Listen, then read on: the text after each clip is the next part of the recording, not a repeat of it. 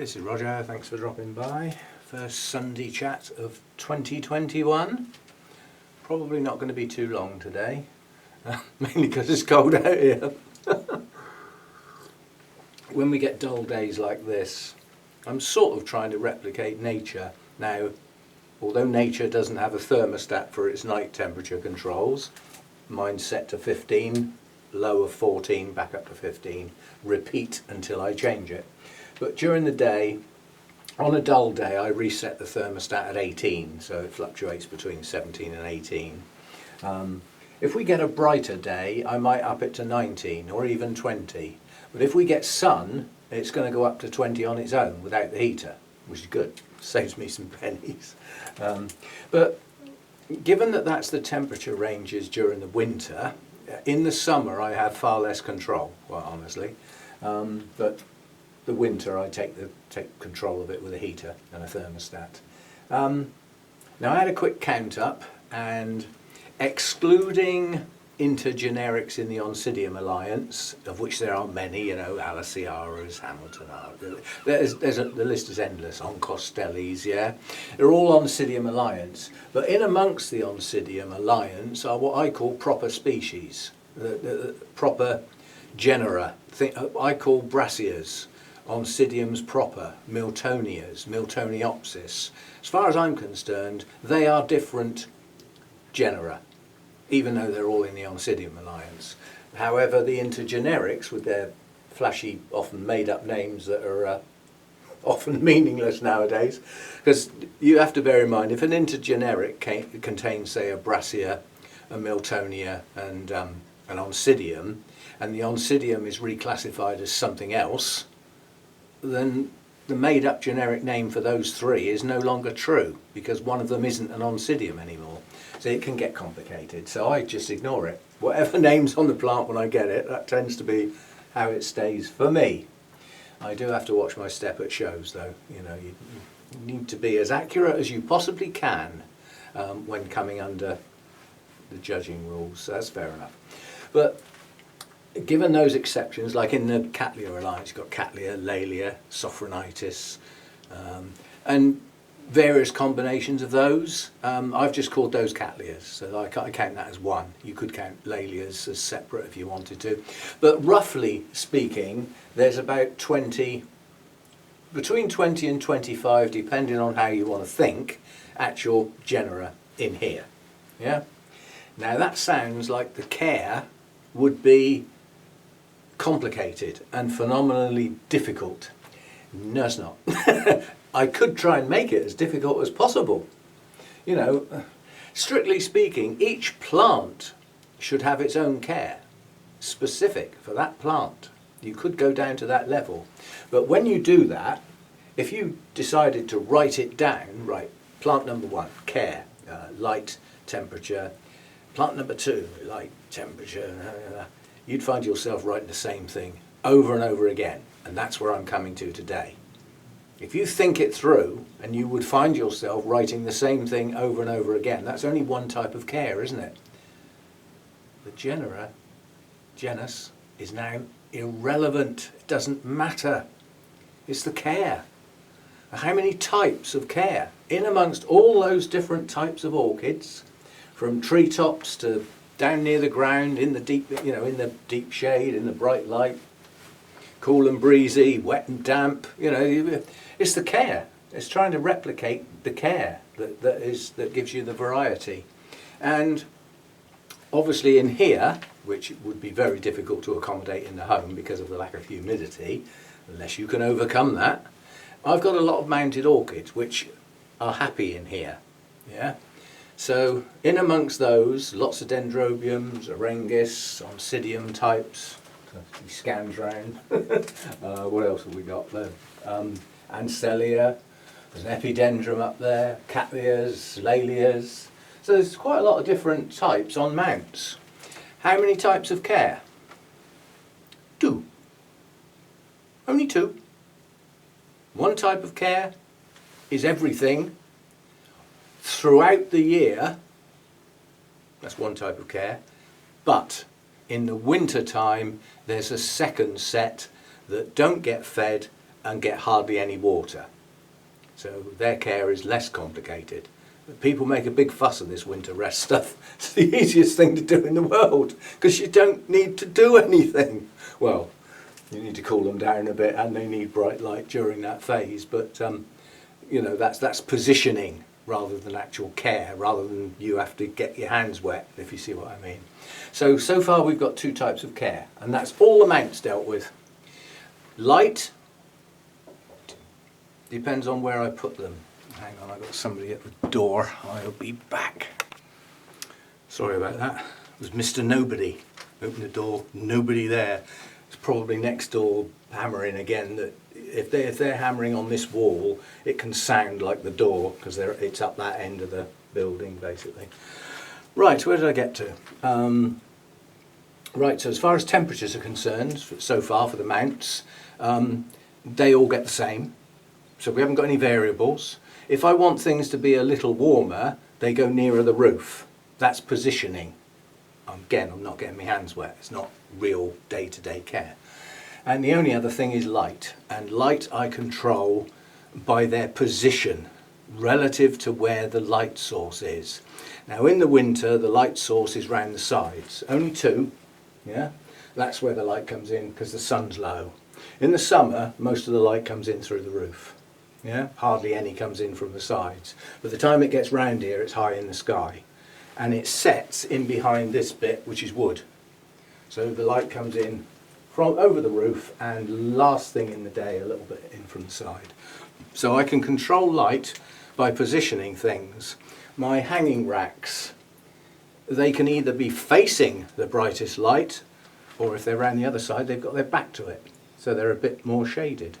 Down the bottom of a rack with plants above them, they've got plants shading them as well as which way they face.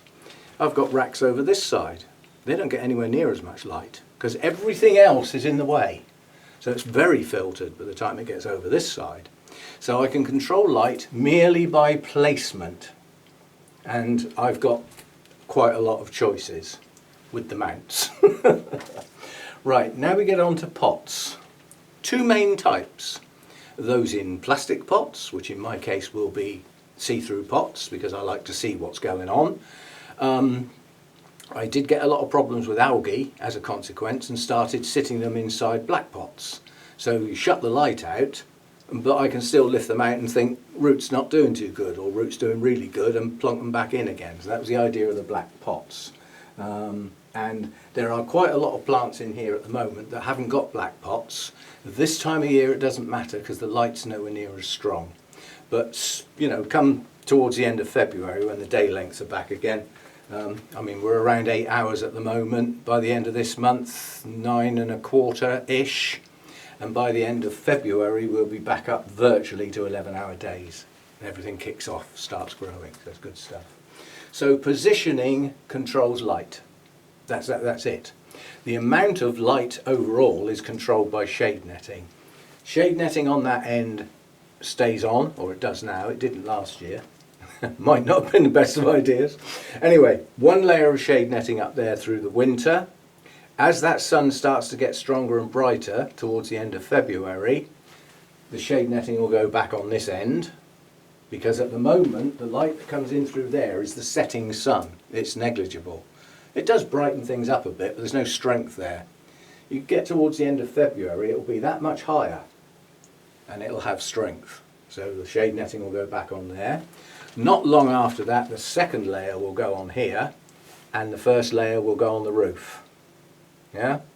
There will be a second layer to go on the roof as the sun climbs and starts putting the stronger light through that roof. So again, that's overall control, but individual plant level control is positioning, yeah, depending on light source. So that's the mounts done. Pots.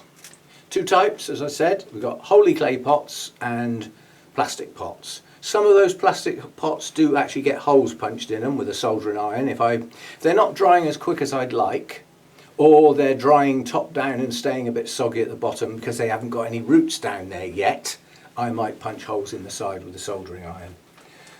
If you do that, make sure you're ventilated, because those pots, when you put a hot soldering iron through them, there's fumes come off and it's not pleasant stuff. So don't get that up your router, it's not pleasant stuff. You could wear a mask, I suppose. I mean, that will be a novelty. None of us have ever worn a mask before, have we? But take care, the fumes are toxic to a degree.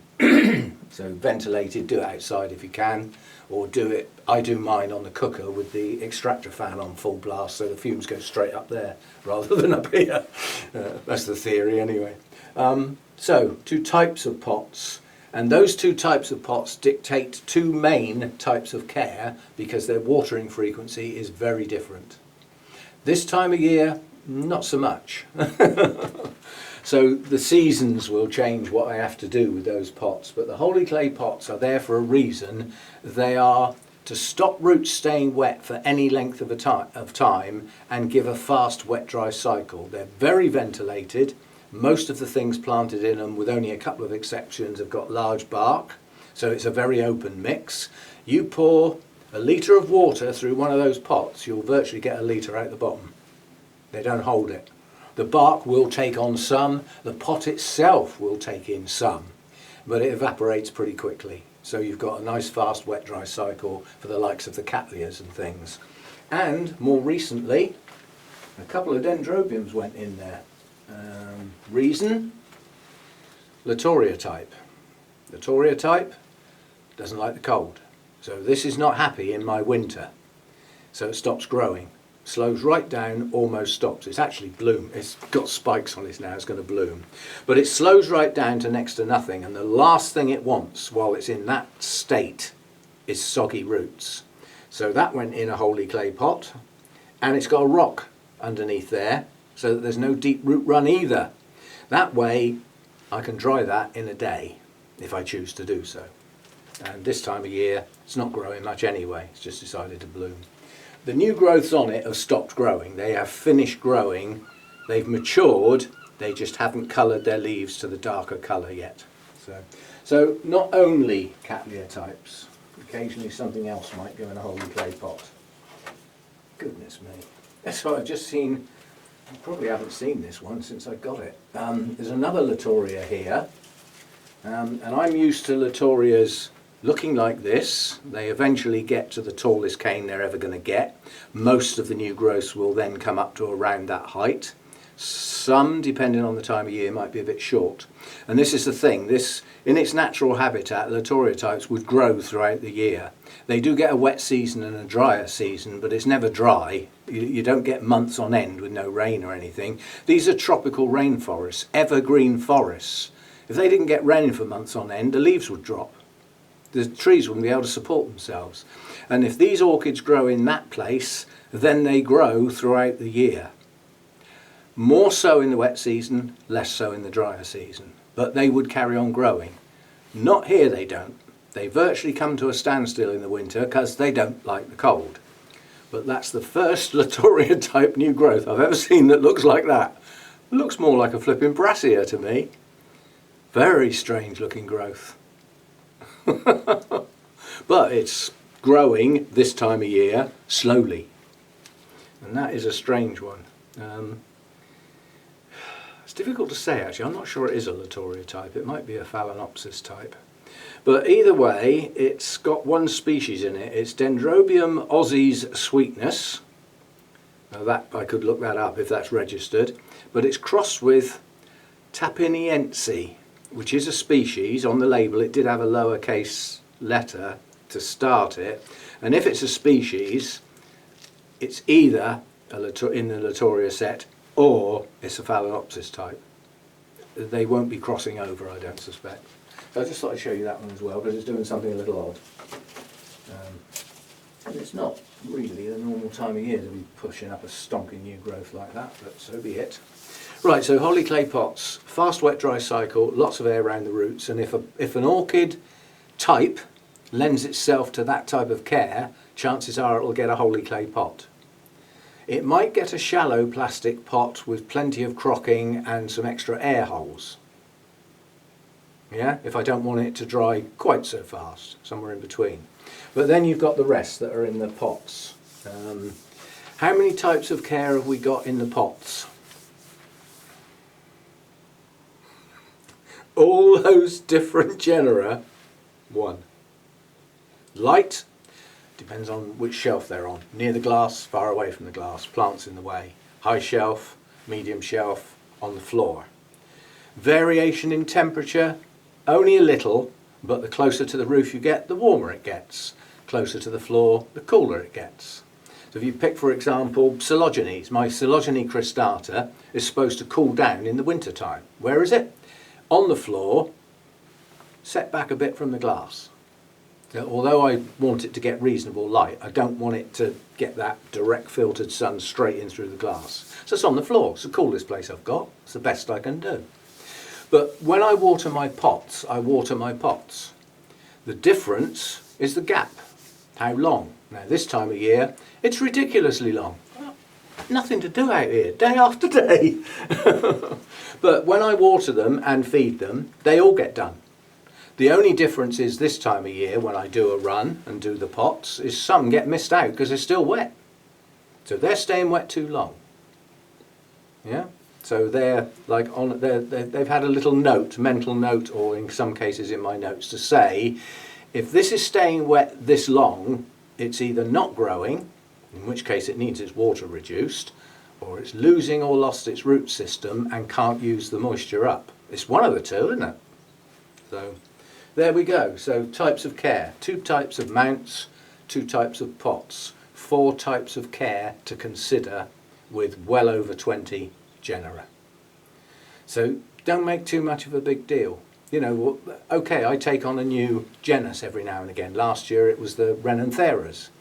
But I did a bit of work first and I thought, well, these are Vandaceous types. The only difference is they like a little bit more moisture around their roots depending on the age of the plant. That was a bit unusual. As young plants, they often, as seedlings, grow down near the base of the trees. Yeah, they naturally get more water down there and a little bit more shade. But then as they grow, they climb and they get taller and taller, and they can get ridiculously tall, 10 feet or more. And they just keep growing, and the higher they get, the more light they get and the less water they get. So if you've got a very young Renanthera, you might want to treat it a bit differently and keep it a bit wet a bit longer than you would do a normal Vandaceous type, especially if you're going to have exposed roots, which probably isn't a good idea with seedlings or very young plants. So my Renantheras, they are in pots at the moment with the large bark and, I was going to say there's one under my nose, I just will get it down, and lots of additional air holes, yeah? So that can dry very quickly. We've also got some aerial roots, some of which have actually got growing tips on. So this is in partial growth at the moment. The leaves are growing slowly, not quickly. I have no idea at what point this plant can be capable of blooming. This one is actually, it's a hybrid calcium. I did actually remember what's in it, but it's primary cross as far as I know, so 2 species. And when I did my homework to look up if we're going to try Renantheras, what sort of species should I go for, and there are some that are more temperature tolerant. The other way, normally when I'm talking temperature tolerant, we're talking about cool growers that will put up with a bit of heat. These are warm growers that will put up with slightly lower temperatures, so heading the other way. But most Renantheras are classed as warm growers. The couple that I've chosen are up the warmer end of intermediate rather than in the warm section. So they will tolerate lower temperatures in the winter without dying. They just slow right down. So that was my new one. And, they're slightly different arrangement. They've still got, these would be great in a holy clay pot. They could be grown bare rooted or in an open basket with some chunks of stuff in. Many ways of going about it, as long as there's loads of air around the roots and they don't stay wet. They can dry quickly. And that's what I've done so far. As these plants get bigger, they will come out of here and go into something else which might be a holy clay pot. But these are high light plants. They need to go up near the roof. So if I put them in a holy clay pot, I've got to hang it, and it's heavy. So to be thought about, but not now. But they don't take any different care. If I'm watering my pots, they get watered, unless they're still wet. That applies all round. The only time I might do something a bit different is if a pot needs to stay moist, and it is still moist when I'm watering, but if I leave it, it'll be bone dry by the time I get to go round next time. I'll probably pour a little bit round the edge. So I'll top it up, but I won't soak it. I'll just give it a little bit. But that's at individual plant level, depending on the media and that actual pot. The plant doesn't matter so much, if you see what I mean. And the other control you've got, which I class as care, is that very thing. Choosing your pot and what media are you going to use. And that's knowledge comes in there, on the grounds that you need to know, does this plant like to stay moist all the time and never go dry? Does it like to stay moist for quite a long time before it goes dry? Does it like to dry very fast? Yeah, and all of those things can help you choose your media. Yeah, if you compress sphagnum moss in a pot, don't expect it to dry quickly. It won't. It'll stay wet for flipping ages, unless that pot is also full of roots and you've got a busily growing plant sticking out the top, in which case it'll use it up. But that's not the same as it sort of evaporating and wasting away. And again, pot size. Tiny little plant in a giant pot, the pots will stay wet because it cannot possibly use up the moisture in that pot because it hasn't got roots in it. The ideal set of circumstances for a normal epiphyte in a pot, you know, without going into a few exceptions, is that the roots fill the pot.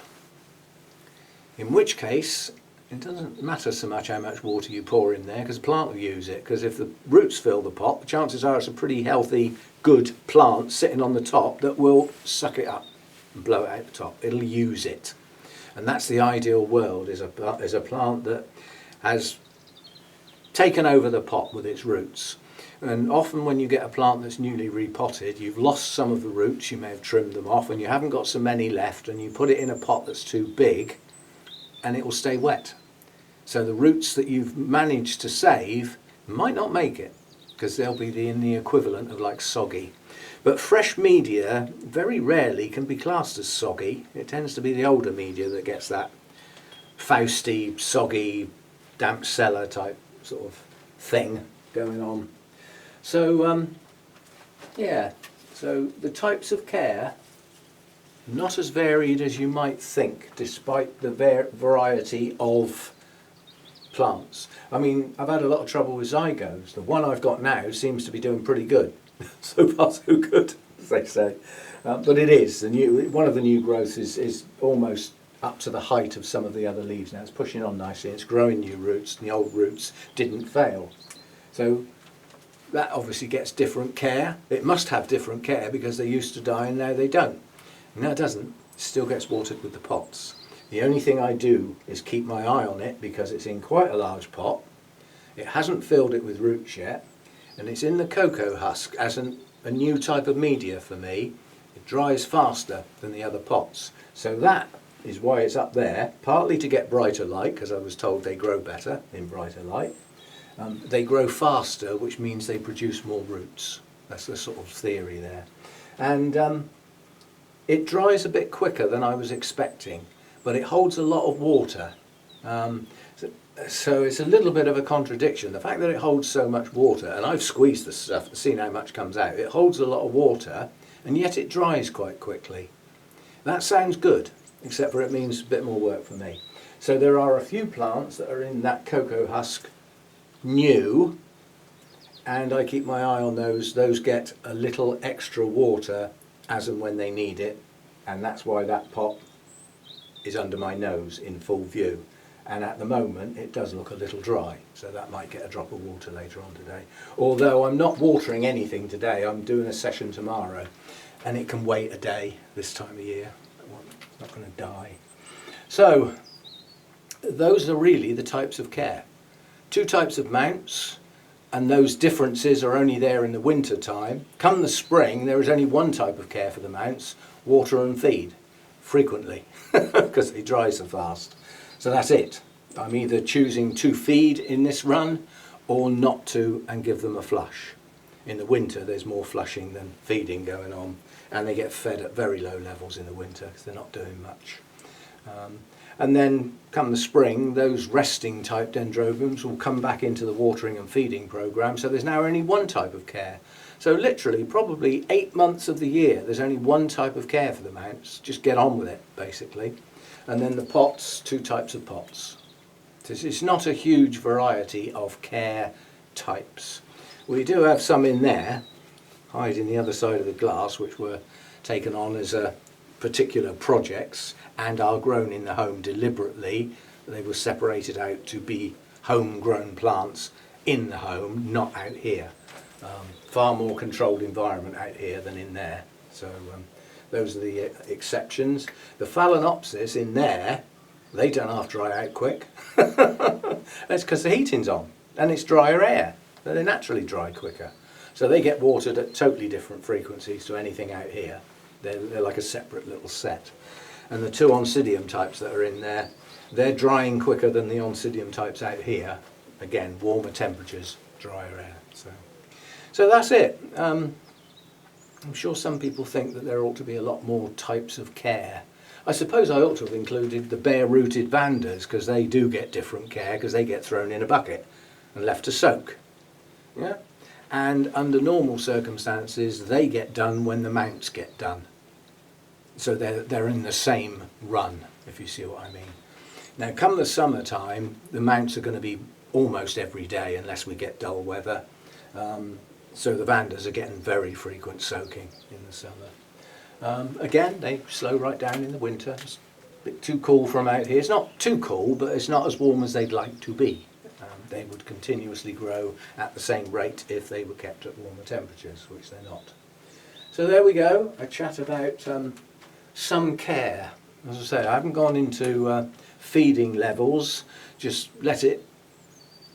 I would say that my mentality is, my mental look at feed is based on feeding frequently at low volumes. I like that. Now, that's not necessarily how the mass-producing nurseries would feed their plants. They would really stoke it up. But they've got different types of feed than we can get. Far more control.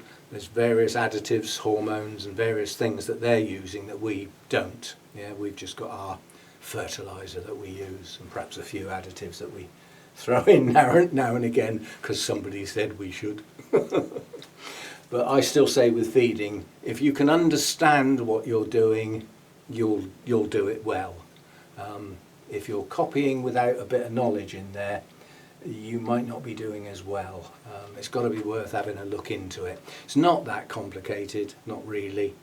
You know, there's elements that plants need. You've got the 3 big ones, the 2 or 3 not so big ones, and the tiny little ones. And they need that lot. They need it, all of it. In different proportions, and different fertilizers will have slightly different proportions.